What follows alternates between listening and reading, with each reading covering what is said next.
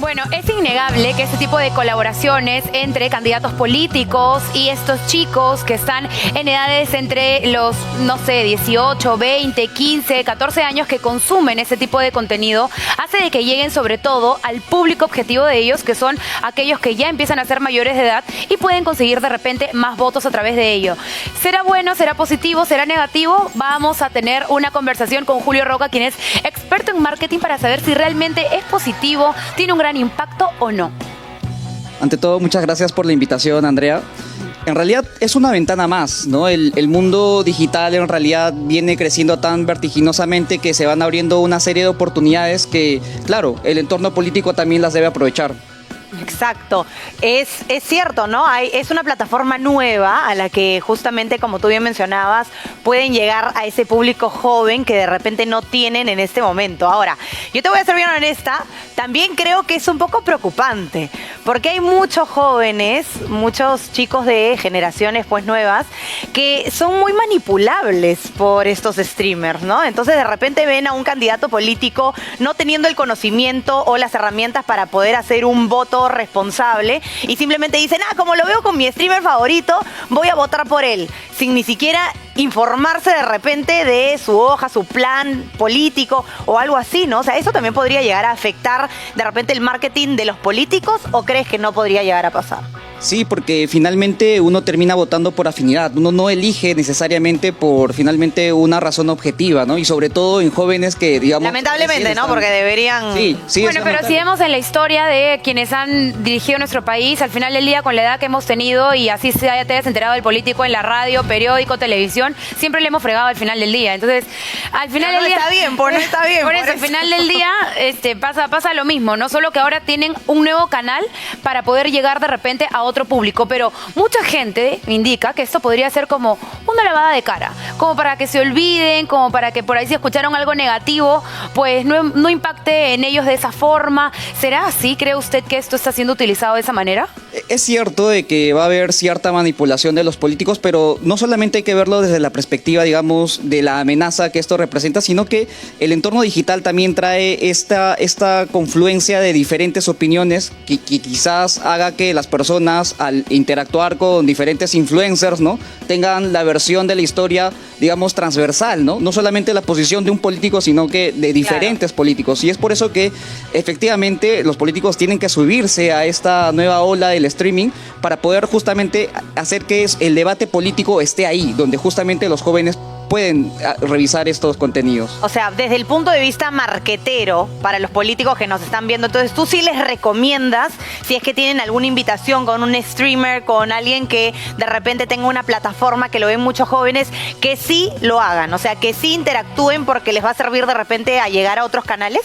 Sí, claro. Y de hecho, yo creo que hay que analizar un poco más a profundidad el entorno del streaming, que es una forma en cómo el político en general debería comunicarse, ¿no? Esta forma más irreverente o más directa o más, digamos, íntima que tienen este tipo de canales, ¿no? Es algo que el político, que usualmente quiere caerle bien a todos, ¿no? Pero no necesariamente tiene que hacerlo así, tiene que mantener una posición y en esa medida, pues, replicar esto que hacen los streamers o los influencers en general, digamos, en su propio discurso. Yo creo que es una gran oportunidad, no solo como canal, sino en entender cómo el público hoy en día está entendiendo los mensajes, ¿no? Y cómo los quiere escuchar. Entonces, digamos que eso es una recomendación que daríamos a los políticos. Pero por otro lado, podría verse de repente forzado, no de manera natural, como que simplemente lo estoy haciendo porque quiero ganar la audiencia, y por otro lado, porque realmente quiero ayudar al público joven o al público de la edad que consume este tipo de contenido. Entonces, creo que hay una delgada línea en la que cualquiera se podría dar cuenta de lo que está sucediendo. ¿Considera usted que en las próximas elecciones o en los próximos meses, que ya empiezan todas las campañas, van a haber más políticos que se sumen a esta onda, esta tendencia de estar con los streamers, así les guste o no les guste su contenido? Es que yo creo que es algo que tiene que pasar justamente para que haya esa confluencia de comentarios o de posiciones, ¿no?, en este entorno digital. Es importante que, digamos, los diferentes candidatos políticos puedan revisar, ¿no? De que para llegar a estos públicos que a veces no llegan a entender los mensajes, digamos, de propuestas políticas, ¿no? A partir de estos canales tengan más afinidad hacia los jóvenes.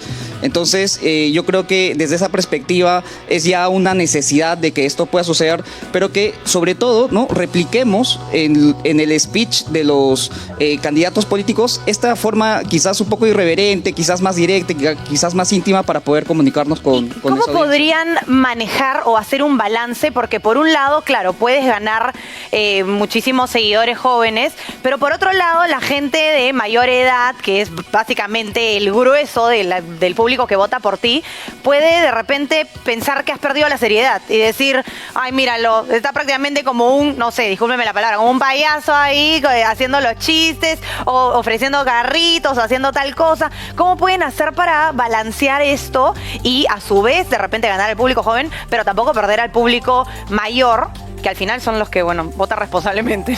No tiene que ser algo forzado, no tiene que ser algo más espontáneo, algo auténtico, porque finalmente, fíjate, el caso de Estados Unidos, Donald Trump ha dado posiciones muy fuertes frente a la inmigración, ¿no? Y finalmente han habido justamente migrantes que han votado por él, porque, digamos, tienen una convicción de lo que él puede hacer. Entonces, fuera de ello, yo creo que el político tiene esta ventana como para poder desarrollar sus mensajes, ¿no? Y yo creo que debe haber una regulación social, ¿no? Para que entre a discusión, luego de, digamos, tener ese acercamiento a los jóvenes, entrar a temas un poco más de fondo, ¿no? Que son justamente las propuestas. Pero inicialmente uno tiene que estar en la plataforma para poder tener ese reconocimiento, ¿no? Claro, creo que en la actualidad las plataformas, las redes sociales, los canales digitales son muy consumidos también y mucha gente está pendiente a ellos. Entonces, definitivamente, así como hemos avanzado en el tiempo con los medios de comunicación y la manera en cómo comunicas también tus mensajes o aquello que quieres dar a entender,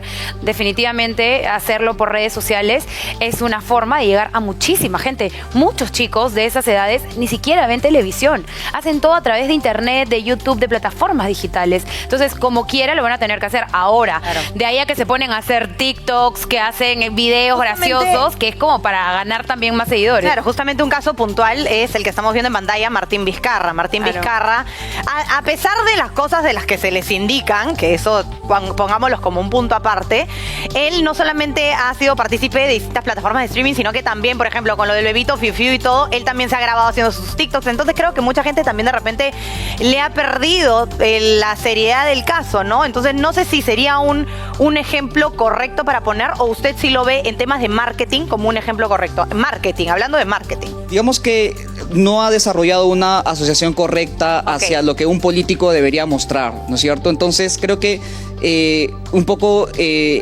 toda la burla que ha ido hacia él la ha sabido surfear muy bien, pero digamos que ese prestigio que debe, digamos, representar un político que ha sido, por cierto, presidente del Perú, creo que se desdice un poco con esas actitudes que va tomando Vizcarra en sus interacciones, ¿no? Claro. En contraste, López Aliaga, digamos que tiene una participación un poco más a la altura de lo que corresponde a una autoridad nacional, ¿no? Interactuando con el influencer con el que estuvo, ¿verdad? Claro, bueno, es una situación, claro, si comparamos a Vizcarra, sí, si entras a su TikTok, lo vas a ver haciendo 1000 cosas, mostrando al perrito, y si tú ves la cantidad de comentarios, le ponen tu presi, mi presi, no sé cuánto, pero lo hacen en son de broma también, muchos en son de broma y les divierte verlo hacer ese tipo de cosas, pero al final del día tú dices, oye, realmente esto está bien, es correcto, voy a ponerlo a él a dirigir mi país y muchas cosas así. Pero bueno, creo que todo ha cambiado en la actualidad y el mundo digital es la actualidad.